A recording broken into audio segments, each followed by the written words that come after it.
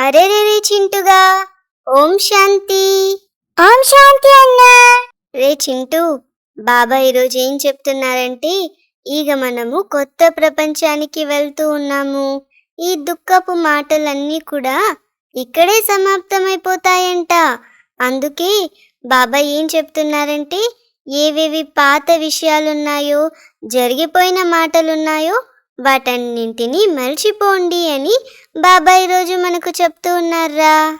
అన్నా, బాబా ఏం చెప్తున్నారంటే, ఇప్పుడిప్పుడే శరీర నిర్వహణార్థము దేహంలోకి రావాలి. ఇప్పుడిప్పుడే దేహాభిమానులుగా అవ్వాలి. దేహస్మృతి లేకుంటే కర్మలు జరగవు కదన్నా. అందుకే ఈ అభ్యాసం చేయాలంటన్నా. కర్మ చేసేటప్పుడు దేహాభిమానులుగా అయి, కర్మ అయిపోయిన వెంటనే దేహి అభిమానులుగా అవ్వాలంటన్నా. ఇలాంటి అభ్యాసము పిల్లలైన మనం తప్ప ప్రపంచంలో ఎవ్వరు చేయలేరంటన్నా. రే చింటూ, మనము మన తండ్రి ద్వారా కొత్త విషయాలన్నింటినీ తెలుసుకుంటూ ఉన్నాము. బాబా మనకు ప్రతిరోజు కొత్త మాటలను తెలియజేస్తూ ఉన్నారు. మన తండ్రి మనకిప్పుడు ధైర్యాన్ని ఇస్తూ ఉన్నారు. పిల్లలు, మీరిప్పుడు కొత్త ప్రపంచానికి వెళ్ళబోతూ ఉన్నారు. అందుకే ఈ పాత జరిగిపోయిన విషయాలన్నింటినీ మర్చిపోండి. వేద శాస్త్రాలు ఇవన్నీ భక్తి మార్గంకి చెందిన సామాగ్రి అని బాబా చెప్తూ ఉన్నారు. అక్కడైతే భక్తి మార్గానికి సంబంధించిన ఏ గుర్తులు కూడా ఉండవు. భక్తికి ఫలితాన్ని మనము పొందుకుంటాము. బాబా మనందరి భక్తికి ఫలితాన్ని ఇవ్వడానికే వచ్చారు. భక్తికి ఫలంగా మనము సత్యుగ రాజధానిని పొందుకుంటాము. ఎవరు ఎంత బాగా భక్తి చేసుంటారో వాళ్ళు అంత బాగా జ్ఞానాన్ని తెలుసుకోగలుగుతారు, అర్థం చేసుకోగలుగుతారు. మన పురుషార్థానికి ఆధారము కూడా జ్ఞానము, యోగము. అన్నా, ఇంకా బాబా ఏం చెప్తున్నారంటే, లేస్తూ కూర్చుంటూ నడుస్తూ తిరుగుతూ తండ్రిని స్మృతి చేయాలంటన్నా. కానీ కడుపుకు భోజనం కూడా కావాలి కదా. దేహి అభిమానులుగా కూడా ఉండాలంటన్నా. ఈ సమయంలో పిల్లలైన మనం తప్ప దేహి అభిమానులుగా మరెవ్వరూ లేరని బాబా చెప్తున్నారన్నా. స్వయాన్ని ఆత్మగా భావించిన పరమాత్మ పరిచయం మాత్రం లేదు. ఈ శరీరం వినాశి, ఆత్మ అవినాశి అని కూడా బాబా మనకు తెలియజేశారు కదన్నా. ఇది తెలుసుకున్నంత మాత్రాన వికర్మలు వినాశనం అవ్వవంటన్నా. పుణ్యాత్మ, పతితాత్మ అని కూడా అంటారు. నేను ఆత్మను, ఇది నా శరీరం అని కూడా అంటారు కదన్నా. ఇది సాధారణ విషయం అని బాబా చెప్తున్నారన్నా. అన్నా, నన్ను స్మృతి చేయండి అని తండ్రి ముఖ్యమైన విషయాన్ని కూడా అర్థం చేయిస్తున్నారు. శరీర నిర్వహణార్థము దేహాభిమానంలోకైతే రావాల్సిందే. దేహానికి తినిపించాల్సిందే. దేహం లేకుండా ఏ పని చేయలేం కదన్నా. ప్రతి జన్మలో తమ శరీరాన్ని నిర్వహణ చేసుకుంటూ వస్తారు. కర్మలు చేస్తున్నా కూడా మన ప్రియతముడైన శివబాబాను స్మృతి చేస్తూ ఉండాలంటన్నా. ఆ ప్రియుని గురించి పూర్తి పరిచయం ఎవ్వరికీ లేదు. మనకొక్కటే తెలుసంటన్నా. మనకొక్కటే బాబా పరిచయం తెలుసు. మరి మనం అందరికీ తెలియచేద్దామా అన్నా? అన్నా, నాకు ఏదో ఒక మాట గుర్తుకొస్తుందన్నా. అదేమంటే, చేసే ప్రతి పాపం అప్పు లాంటిదే. ఏదో రోజు వడ్డీతో సహా తీర్చాల్సిందే. చేసే ప్రతి పుణ్యం కూడా పొదుపు ఖాతాలో వేసినట్టే ఆపద సమయంలో ఆదుకుంటుందంటేనా. రే చింటూ, శాస్త్రాల్లో అయితే ఈ కల్పం ఆయుష్ని లక్షల సంవత్సరాలు అని రాసేశారు. కానీ లక్షల సంవత్సరాలు ఉండదని బాబా మనకు అర్థం చేయిస్తూ ఉన్నారు. ఇవన్నీ బాగా గుర్తు పెట్టుకోవాల్సిన విషయాలు. ఒకప్పుడు భారతదేశమే స్వర్గంగా ఉండేది. అప్పుడు ఆది సనాతన దేవీ దేవతా ధర్మం ఉండేది. దేవీ దేవతా ధర్మం ఉన్నప్పుడు అందరూ చాలా సుఖంగా ఉండేవాళ్ళు. భారతదేశంలో ఉన్నటువంటి సుఖము ఇంకెక్కడ ఉండడానికి కూడా సాధ్యం లేదు. అంత సుఖంగా మనందరం ఉండేవాళ్ళము.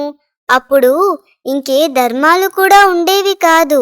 ఇక్కడ ఎంత డబ్బులు ఖర్చు పెట్టినా కూడా స్వర్గంలో మనం అనుభవించేటటువంటి సుఖము ఈ లోకంలో ఈ సమయంలో లభించదు అని బాబా చెప్తూ ఉన్నారా. ఎందుకంటే ఇక్కడ డబ్బులుంటే ఆరోగ్యం ఉండదు, ఆరోగ్యం ఉంటే డబ్బులుండవు. అందుకే దీన్ని దుఃఖ ప్రపంచము అని అంటారు. బాబా మనకిప్పుడు జ్ఞాన 3వ నేత్రాన్ని ఇచ్చారు కదా, మనకు ఎంత బాగా జాగృతిని కల్పించారు. ఈ పూర్తి ప్రపంచం యొక్క భూగోళాన్ని అలాగే చరిత్రను బాబా మనకు ఎంత బాగా అర్థం చేయించారు కదరా. అన్నా, ఇంకా బాబా ఏం చెప్తున్నారంటే గృహస్థ వ్యవహారంలో ఉంటూ కమల్ పుష్ప సమానంగా ఉండాలంటన్నా. స్వదర్శన చక్రధారులు కూడా మనమే అని బాబా చెప్తున్నారు. దేవతలకైతే శంకు మొదలైనవి లేవు. ఈ జ్ఞాన శంఖము మొదలైనవన్నీ బ్రాహ్మణులైన మనకే ఉన్నాయి. సిక్కులు శంకు పూరించి చాలా పెద్ద శబ్దం చేస్తారు. మనం కూడా పెద్ద సభలో ఈ జ్ఞానమునిస్తే లౌడ్ స్పీకర్ అమరుస్తారు. మనకి ఇక్కడైతే లౌడ్ స్పీకర్ ఉంచుకునే అవసరమే లేదంటన్నా. టీచర్ చదివించినప్పుడు లౌడ్ స్పీకర్ ఏర్పాటు చేస్తారు.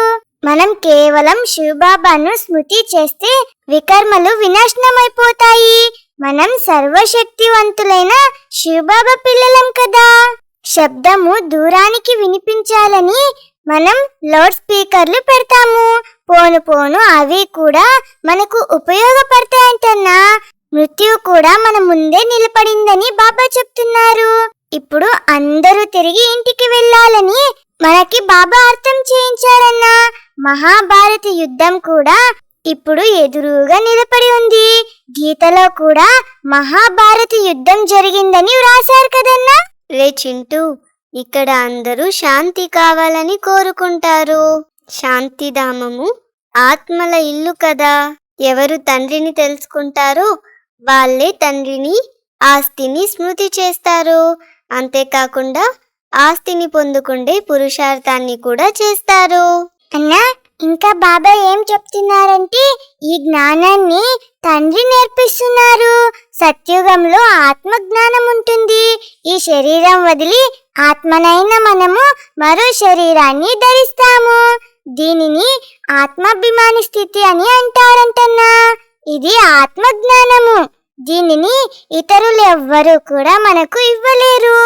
ఆత్మల తండ్రినే వచ్చి ఆత్మలకు ఆత్మ జ్ఞానమునిస్తారు. 5000 సంవత్సరాల తర్వాతనే ఒక్కసారి బాబా వస్తారు. మనుషులైతే గాఢాంధకారంలో ఉన్నారు అని బాబా చెప్తున్నారన్నా. ఇప్పుడు మనకు ప్రకాశం లభించింది. మనము అజ్ఞాన నిద్ర నుండి మేల్కొన్నాము. ప్రేయసులందరి ప్రియుడు ఒక్క తండ్రి మాత్రమే అయ్యారన్నా. తండ్రి అంటున్నారు, నేను మీ తండ్రినే కాక ప్రియుడను కూడా, గురువులకు గురువును, సుప్రీం టీచర్ను కూడా, సర్వ గురువుల సద్గతి దాత ఒకే సద్గురువును అయ్యాను అని బాబా చెప్తున్నారన్నా. బాబా ఇంకా ఏం చెప్తారంటే నేను సర్వుల సద్గతి దాతను, గతి తర్వాత సద్గతి లభిస్తుంది అని బాబా మనకు తెలియజేస్తున్నారన్నా. అన్న, నాకొకటి గుర్తుకొస్తుంది. అదేమంటే వేలాది వ్యర్థమైన మాటలు వినటం కన్నా శాంతిని కాంతిని ప్రసాదించే మంచి మాట ఒక్కటి చాలంటన్నా. మరి మనం కూడా అందరి మాటలు వినే కన్నా ఒకే ఒక మంచి మాట వింటే చాలు కదన్నా. చింటూ, మన తండ్రి మనకు పవిత్రత, సుఖము, శాంతిని ఆస్తి రూపంలో ఇస్తూ ఉన్నారు. మన తండ్రి నిరాకారులు. అందుకే మన తండ్రి బ్రహ్మ ముఖం ద్వారా జ్ఞానాన్ని తెలియజేస్తారు. మన తండ్రి మందిరాలు కూడా ఎంత గొప్పగా ఉంటాయి కదా. అన్ని శివాలయాలు చాలా ఎత్తైన ప్రదేశాల్లోనే ఉంటాయి. ఎంత దూరం వెళ్తారు కదా. ఎంత బాగా అందరూ తీర్థయాత్రలు చేస్తూ ఉంటారు కదా. 2-3 నెలల తీర్థయాత్రలను చేసే వాళ్ళు కూడా ఉంటారు. కానీ ఇప్పుడు మనం చేసే యాత్ర చాలా భిన్నమైనది. ఇక్కడికి మనం వచ్చినప్పుడు కూర్చొని వినాలి, అలాగే చదువుకోవాలి. అంతేకాని శబ్దంలోకి వచ్చే అవసరం లేదు. చిన్న పిల్లలు ఏమి ఈ విషయాలు అర్థం చేసుకోలేరు కాబట్టి వాళ్ళు వినడానికి సాధ్యం లేదు. చిన్న పిల్లలు ఈ విషయాలను వినలేరు. మనమేమో ఇక్కడికి జ్ఞానాన్ని, యోగాన్ని నేర్చుకోవడానికి వచ్చాము కదా. అందుకే మనం ఇప్పుడు జ్ఞానాన్ని తెలుసుకునే సమయంలో శబ్దాలు చేయకూడదు. నిశ్శబ్దంగా కూర్చొని చాలా అటెన్షన్తో జ్ఞానాన్ని వినాలి. అప్పుడే మన బుద్ధిలోకి ఈ పాయింట్స్ అన్నీ వస్తాయి. లేదంటే ఏమీ అర్థం కాదు. అన్నా, బాబా చెప్తున్నారు ఎవరి గురించి కూడా ఎవరికి ఏమీ తెలియదంటన్నా. భవిష్యత్తులో ఎవరెవరు ఎవరి వారిగా అవుతారో కూడా ఎవ్వరికి వారి జన్మల గురించి తెలియదంటన్నా. నెహ్రూ వెళ్ళి తర్వాత ఎవరిగా జన్మించాడో ఎవరికి తెలుసు? ఏదైనా దానం చేసి ఉంటే ఇక్కడ మంచి కులంలో జన్మిస్తారు. ఇప్పుడు మనకి బాబా పూర్తిగా తెలియజేస్తున్నారు కదన్నా. ఇప్పుడు వీరి పేర్లు ఆదిదేవుడు, బ్రహ్మ, ఆదిదేవి, సరస్వతి. వీరే తర్వాత మళ్ళీ స్వర్గానికి అధికారులుగా అవుతారంటన్నా. వీరి పిల్లలు కూడా జతలో ఉంటారు. మేము స్వర్గానికి అధికారులుగా అవుతామని వారు కూడా అంటారు. ఇది పక్కా నిశ్చయమై ఉంది అని కూడా బాబా చెప్తున్నారన్నా. సూక్ష్మవతనంలో కూడా మనం చూస్తాము. దేవీల మందిరాలలో కూడా ఉత్సవాలు చాలా జరుగుతాయి. ఇప్పుడు జగదంబ ఒక్కరే ఉన్నారు. వారి రూపురేఖలు కూడా ఒకే విధంగా ఉండాలి కదా. మమ్మల్ని కూడా మనం చూస్తున్నాం కదన్నా. రే చింటూ, బాబా ఈరోజు ఏం చెక్ చేసుకోమంటున్నారో తెలుసారా? జ్ఞానము, యోగం పైన చాలా అటెన్షన్ ఉండాలి. సంపూర్ణ అటెన్షన్తో మనము జ్ఞానాన్ని, యోగాన్ని కొన్ని సమయాల్లో మనము చాలా శాంతిగా, ఏకాగ్రతతో కూర్చొని యోగం చేయాలి. కర్మయోగిగా కూడా అవ్వాలి. మన తండ్రి మనకు ఇంటికి వెళ్ళే దారిని చూపిస్తూ ఉన్నారు. ఈ దారిని మనము అందరికీ చూపించాలి. స్వదర్శన చక్రధారులుగా అవ్వాలి. జత జతలో జ్ఞానం యొక్క శంఖాన్ని కూడా ఊదాలి. అన్నా, బాబా మనకు ఈరోజు ఏం వరదానం ఇస్తున్నారో తెలుసా? శ్రేష్ఠ ఆత్మభవ అనే వరదానాన్ని ఇస్తున్నారన్నా. ఇలా అవ్వాలంటే ఒక్క తండ్రి తప్ప మరెవ్వరూ లేరు. ఈ పాఠాన్ని స్మృతిలో ఉంచుకోవడం ద్వారా ఏకరస స్థితి తయారవుతుందంటన్నా. అలా ఏకరస స్థితిని తయారు చేసుకుని శ్రేష్ఠ ఆత్మలుగా అవుతారంటన్నా. ఒక్క తండ్రి తప్ప మరెవ్వరూ లేరు. ఈ పాఠం నిరంతరం గుర్తుంటే స్థితి ఏకరసంగా అవుతుందంటన్నా. ఎందుకంటే జ్ఞానమేమో లభించింది, పాయింట్లు అనేకమున్నాయి. కానీ ఈ పాయింట్ల ద్వారా పాయింట్ రూపంలో ఉండాలి. ఎవరైనా కిందికి లాగుతున్నప్పుడు ఆ సమయంలో ఈ స్థితి ఉంటే దీనిని అద్భుతమని అంటారు. ఒకసారి విషయాలు లాగుతాయి, ఒకసారి వ్యక్తి, ఒకసారి ఏదైనా వస్తువు, మరోసారి వాయుమండలం. ఇలా తప్పకుండా జరుగుతుంది అని బాబా చెప్తున్నారన్నా. కానీ ఒక్క సెకండ్లో ఈ విస్తారమంతా సమాప్తమై ఏకరస స్థితి ఉండాలి.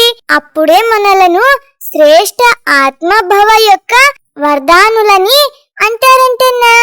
ఇంకా బాబా ఏం చెప్తున్నారంటే జ్ఞాన శక్తిని ధారణ చేసుకుంటే విఘ్నాలు దాడి చేసేందుకు బదులు ఓడిపోతాయంటన్నా. మరి మనం జ్ఞాన శక్తిని ధారణ చేసుకుందామన్నా, లేదంటే ఈ విఘ్నాలు ఎప్పుడు మనల్ని ఓడిచ్చేస్తాయి. మనం జ్ఞాన శక్తిని ధారణ చేస్తే మనమే విఘ్నాలపై విజయం పొందొచ్చు కదన్నా. సరే అన్నా, ఓం శాంతి. ఫ్రెండ్స్, ఈరోజు కూడా మా మురళి డిస్కషన్ ని విన్నారు కదా. మరి ఈ మురళిలో బాబా సేవ గురించి ఏమేం చెప్పారు, ధారణ గురించి ఏమేం పాయింట్స్ చెప్పారో ఆ పాయింట్స్ అన్నిటినీ మాకు కామెంట్ బాక్స్ లో ఎక్స్ప్లెయిన్ చేయండి ఫ్రెండ్స్. ఈ వీడియో మీకు నచ్చినట్టయితే మీ ఫ్రెండ్స్ కి షేర్ చేయండి. ఫార్వర్డ్ చేయడంతో పాటు లైక్ చేయటం, సబ్స్క్రైబ్ అవటం మర్చిపోకండి. మీ అందరికీ కూడా అన్న చింటిగాడి తరపున ఓం శాంతి ఫ్రెండ్స్.